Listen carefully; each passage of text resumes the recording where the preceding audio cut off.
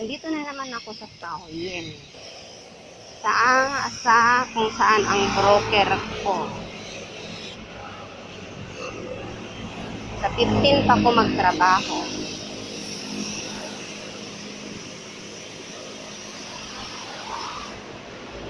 So, mag-standby ko sa kanyang tahanan, sa kanyang bahay ng mula kahapon hanggang 14.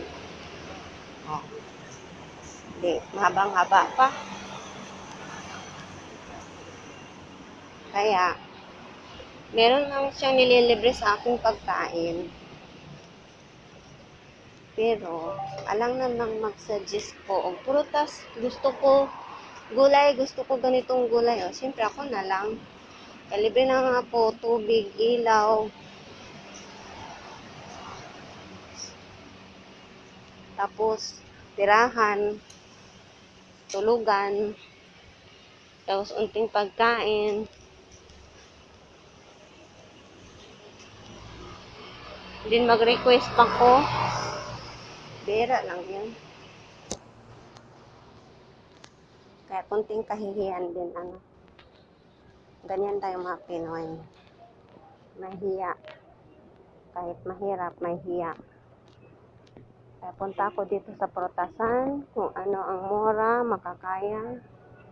Pero may slice na sila. Pero ewan ko kung mahal ito.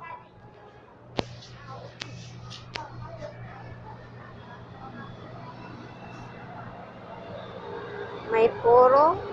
Pero baka malambot ko, no? Di ko ganahan lagi basta malambot. Gaya yung bayabas, pag malambot ayoko. Pero pag mangga, okay lang.